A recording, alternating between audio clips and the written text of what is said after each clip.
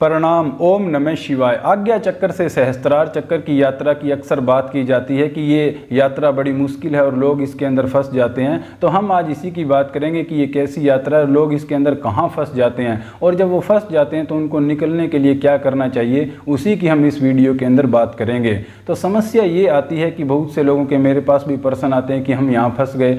फंसने का क्या मतलब है कि जैसे कुछ लोगों को भूत प्रेत और इस तरह की चीज़ें दिखने लग जाती है तो वो उस चीज़ से निकल नहीं पाते हैं। फिर उनको यही लगता है कि मुझे ये दिखता है, मुझे वो दिखता है। तो उनके माइंड का जो विजुअल पार्ट होता है वो ज़्यादा एक्टिवेट हो जाता है। जबकि दूसरी तरफ कुछ लोगों को ये समस्या आती है कि हमें सारा दिन अनहद नाद ही सुनाई देता है, हमें झिंगुर सुनाई देता है, ये वो। तो उन लोगों का क्या होता है कि जो सुनने वाला जो हीयरिंग पार्ट है वो ज़्यादा एक्टिवेट हो जाता है। तो उन्हें सारा दिन ही फिर ये सुनाई देता रहता है कि हम इससे परेशान हो गए, अब करें क्या। तो कुछ लोगों को नींद नहीं आती है इसकी वजह से। और कुछ लोग ऐसे हैं जो कहते हैं कि हम सारा दिन एक समाधि के अंदर ही बैठे रहते हैं, हम तो शून्य में पहुँच गए, हम क्या करें। देखिए, अगर इतनी समाधि में पहुंच गए होते तो फिर मुझसे पूछने की जरूरत ना पड़ती। तो वो समाधि की बात नहीं है, वो अपने माइंड के किसी ऐसे कोने में, एक ऐसे शून्य में चले गए हैं जो एक उदासीन सी स्थिति के अंदर पहुंच जाते हैं। तो वो कोई परम समाधि की अवस्था तो है नहीं, तो वो वहां पर फंस जाते हैं। तो इस प्रकार से लोग अलग अलग चीज़ों के अंदर फंस जाते हैं और जो एग्जैक्ट जो हमें स्पिरिचुअलिटी के अंदर या जो ठीक ठीक जो रास्ता होता है, जिस ज्ञान की तरफ हमें जाना होता है, उस तरफ जो है लोग जा नहीं पाते हैं इन तरह तरह की चीज़ों में फंसने के कारण। तो चलिए थोड़ा इस यात्रा को समझने की कोशिश कर लेते हैं। हमारे गुरुदेव ने कहा है कि जो माया आपको इस बाहर दुनिया के अंदर दिखाई दे रही है वह माया तो बहुत ही छोटी है, लेकिन जो हमारे सूक्ष्म की माया है, जो हमारे मन की और अंदर की जो माया है, वह माया तो बहुत विशाल है। उस माया के आगे ये तो कुछ है ही नहीं। तो उसकी वजह से हम उसके अंदर फंस जाते हैं। और उनकी बात ये बिल्कुल सत्य ही है, क्योंकि हम देखते हैं कि कोई भी चीज़ हो दुनिया के अंदर, असल के अंदर तो बहुत ही थोड़ी सी बात होती है, लेकिन हम अपने मन के अंदर उस चीज़ को कितना मना लेते हैं। यानी कि आपको किसी से मिलने जाना है, अपने किसी दोस्त से, तो उसके बारे में भी क्या है कि असल में तो बहुत थोड़ी सी बातें होनी होती है, लेकिन हम अपने मन के अंदर इतनी सारी चीज़ें और इतना सारा क्रिएट कर लेते हैं। तो वही एक किस्म की माया है। तो इसीलिए कहा गया कि ये जो सूक्ष्म की माया है ये तो बहुत ही विशाल है, असल दुनिया के अंदर तो बहुत थोड़ी सी चीज़ें हो रही होती है। तो अब इसको समझ लीजिए कि जैसे एक पेड़ बताया जाता है ना कि एक अध्यात्म का वृक्ष होता है, कि ऐसे ऐसे आदमी उलझ जाता है, कोई रुपयों पैसों में उलझ गया, कोई काम वासना में उलझ गया, कोई यहाँ नाम सम्मान में उलझ गया। तो इस प्रकार से आदमी अलग अलग है जो उस पेड़ की अलग अलग टहनियों पर उलझ जाता है, लेकिन हमें जाना कहाँ है, हमें पेड़ के बिल्कुल ऊपरी सिरे तक जाना है। तो ऐसे अध्यात्म के अंदर हमें बताया जाता है। ये सेम चीज़, इसी को आप आज्ञा चक्कर से सहस्त्रार चक्कर को इसी तरीके से आप समझ सकते हैं, क्योंकि ये सबसे सिंपल उदाहरण। आप एक पेड़ समझिए कि ये आपका आज्ञा चक्कर हो गया और उसके ऊपर ये आपका ब्रह्मरंध्र और ये सहस्त्र। तो आपका जो सारा ये जो माइंड है ना, सारा माइंड ये इसके अंदर ही आ गया, सारा माइंड ही इस यात्रा के अंदर आपके आ जाता है। तो यहाँ से लेकर यहाँ तक आप एक समझ लीजिए कि एक ऐसा पेड़ है, तो उस पेड़ का ऊपरी सिरा तो यहाँ पर हो गया और बीच में क्या है, अलग अलग शाखाएं निकली हुई है कि एक शाखा पर कुछ है, एक शाखा पर कुछ है। तो ऐसे अलग अलग इस पेड़ की टहनियाँ हैं। अब टहनियों को ऐसे समझिए कि जो लोग कहते हैं कि हमें भूत प्रेत दिखाई देते हैं या इस तरह से, तो वो उस एक टहनी के ऊपर अटके, उनकी चेतना लगा लीजिए या उनकी एनर्जी जो है वो उसी के ऊपर अटकी हुई, वो उससे हट नहीं पा रहे हैं। तो दूसरी तरफ कोई पुनर्जन्म और उस मामले के अंदर उलझा हुआ है, किसी को साउंड सुनाई दे रहा है, तो वो अलग अलग उन पेड़ों की अलग अलग टहनियों के ऊपर है। और उनको क्या है कि उनसे उनकी एनर्जी वहां से निकल नहीं सकती है, वो वहां पर फंस गई है उस एक जगह के ऊपर। तो वो धीरे धीरे उसको क्लियर करेंगे, फिर वो वापस आएंगे, फिर वो किसी और टहनी के ऊपर उलझ जाएंगे, फिर वो वापस आएंगे। तो ऐसे करते करते वो धीरे धीरे क्या है, ऊपर तक की उनकी यात्रा होगी।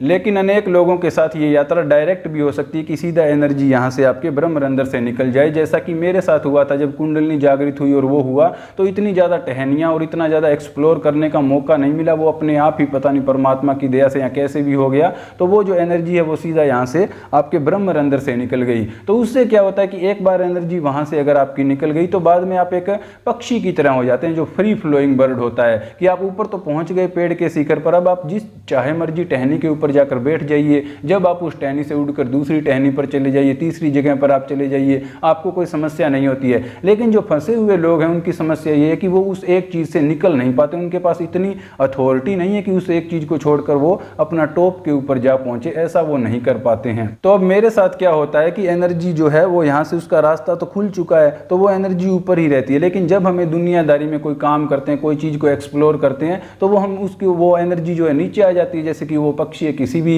टहनी के ऊपर आकर बैठ सकता है और जैसे भी वहाँ से काम अपना पूरा हुआ दूसरी टहनी पर, और अगर कोई काम नहीं है तो वो जो है एनर्जी यहीं पर रहती है। यानी कि उसका कहने का मतलब ये है कि अगर हम किसी चीज़ को एक्सप्लोर कर रहे हैं तो ठीक है, और वरना फिर अपने स्वरूप के अंदर जो एक नित्यानंद और परमानंद की अवस्था है उसी अवस्था के अंदर आदमी वापस चला जाता है। तो ये दो स्थितियाँ होती है कि एक तो आप सीधा ऊपर चले जाए और बाद में आप इन सब चीज़ों को एक्सप्लोर करते रहें, तो वो आपके लिए अच्छा है ना, क्योंकि मेन काम तो हो गया, तो बाद में आप आराम से सभी चीज़ों को एक्सप्लोर कर सकते हैं। और दूसरा वो है कि आप एक एक चीज़ को जो है एक्सप्लोर करते हुए जाइए, लेकिन उसमें ये दिक्कत है कि जब तक वहाँ आप नहीं पहुँचेंगे तब तक आपको थोड़ी सी चिंताएं और परेशानियां तो बनी ही रहेंगी।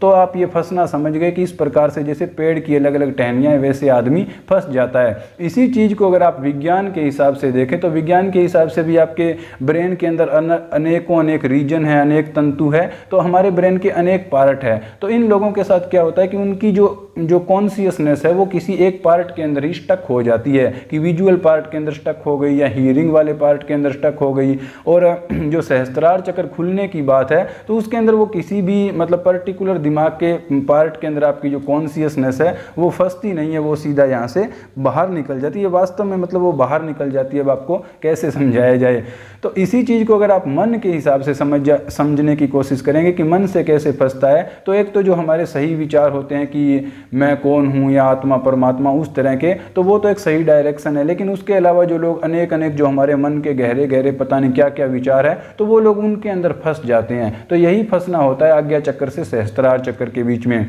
तो अब बात यह कि अच्छा ठीक है भैया, आप फंसे हुए हो या कोई भी फंसा हुआ है, तो उससे निकलने का क्या तरीका है, या ठीक ठीक हम ऐसे क्या करें कि हमारी जो ऊर्जा है वो ब्रह्मरंध्र से निकल जाए और हम उस परमानंद और नित्यानंद की अवस्था के अंदर हम पहुंच सकें। उसके लिए हमें क्या करना चाहिए, तो देखिए दो तीन तरीके इसके हो सकते हैं। एक तो पहली बात तो ये है कि कुछ भी खास करने की ज़रूरत नहीं है। आप जो कर रहे हैं अपना ध्यान योग मंत्र जाप वगैरह वो करते रहिए। उससे क्या होगा कि धीरे धीरे आपकी एनर्जी मजबूत होती जाएगी और वो प्रोग्रेस करेगी, तो वो उस पार्ट से निकलेगी और अगले पार्ट तक अपने आप ही पहुंच जाएगी। तो ये तो नेचुरली हो ही रहा है। दूसरा एक विशेष इसके लिए क्या किया जा सकता है कि स्पेशल इसी चीज़ के लिए हम क्या करें कि हम इधर उधर ना भटकें और हम सीधा ऊपर चले जाएं। तो उसके लिए देखिए आपकी ऊर्जा को ब्रह्मरंध्र से निकालने के लिए आपको ब्रह्म विद्या की जरूरत होगी। यानी कि आपको अद्वैत वेदांत का ज्ञान आप मान लीजिए, या किसी भी धर्म किसी भी संप्रदाय या किसी भी मतलब किसी भी तरह का ज्ञान हो, ज्ञान आप परमात्मा का होना चाहिए। जरूरी नहीं है कि आप वेदांत का ही अध्ययन करें, लेकिन वो परमात्मा को एक समझने की बात है कि वो ब्रह्म क्या है, माया क्या है, सत्य क्या है, मैं कौन हूं। तो इस तरह के जो पर्सन है इनके बारे में जब आप सोचोगे तो इनकी एनर्जी आपके अंदर आएगी, और जब आप ऐसा सोचोगे तो वो एनर्जी आपकी सीधी यहां पर पहुंच जाएगी, ब्रह्मरंध्र पर पहुंचेगी। क्योंकि हम सीधे रास्ते की बात कर रहे हैं, तो सीधा रास्ता ज्ञान योग का ही है, जिसके अंदर सीधा ही आपको बताया जाता है कि पहले आप संतों महापुरुषों या अपने जो शास्त्र वगैरह है उनसे आप जानिए कि परमात्मा क्या है या ब्रह्म क्या है या माया क्या है। उन चीज़ों को आप उनसे सुनिए और सीखिए। उसके बाद में आपको उस पर चिंतन मनन करना है कि कॉन्टेम्पलेशन की क्या ये चीज़ हो सकती है या नहीं हो सकती है। आपको उन चीज़ों को इंटेलेक्चुअली समझना होता है, और जब आपको वो समझ में आ जाए अच्छी तरह से, फिर आप बैठकर जो है ध्यान कीजिए। तो ऐसा करने से सीधा आपकी एनर्जी जो है ब्रह्मरंध्र और सहस्त्रार चक्र उस तरह से डायरेक्ट काम हो जाएगा। जबकि दूसरा क्या है कि हम भूत प्रेतों के बारे में रिसर्च करने लग जाएं और ये हम देखें ही ना कि ब्रह्म क्या है परमात्मा क्या है, वो हमारा ध्यान ही नहीं है, या फिर हम किसी और चीज़ के अंदर उलझे हुए हैं, पुनर्जन्मों के अंदर उलझे हुए हैं, तो फिर तो हमारी एनर्जी उलझ ही जाएगी ना। लेकिन अगर हम सीधा पॉइंट की बात करेंगे कि क्या है सत्य क्या है,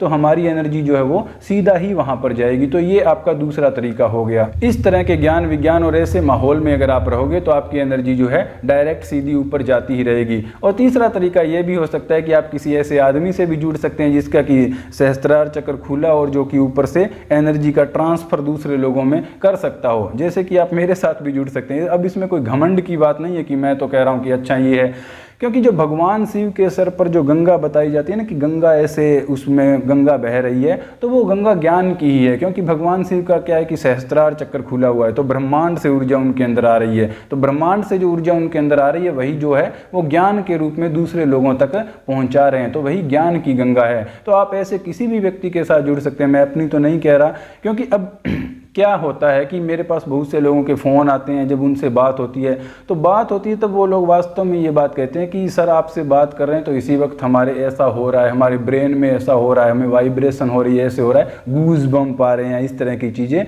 तो इस चीज़ का फ़र्क पड़ जाता है इसमें। मैं आप कहोगे कि अपनी कह रहे हैं, लेकिन ये वास्तव में फ़र्क पड़ता है कि एक आदमी का अगर वो चैनल ओपन है और अगर आप उसके कॉन्टेक्ट में हो तो कहीं ना कहीं वो ऊर्जा आप तक मिलेगी ही मिलेगी और आप मतलब उसका फ़ायदा उठा सकते हैं। तो ये एक तरीका है और ये तरीका पूरा काम भी करता है, क्योंकि जैसे ही लोग मेरे पास आते हैं तो क्या होता है कि कई बार लोग अलग अलग समस्याओं के अंदर, परेशानियों के अंदर फंसे हुए होते हैं, उन्हें पता नहीं होता कि अध्यात्म में क्या करना है। किसी को भूत प्रेत दिख रहे हैं, किसी को कुछ हो रहा है, किसी को कुछ हो रहा है।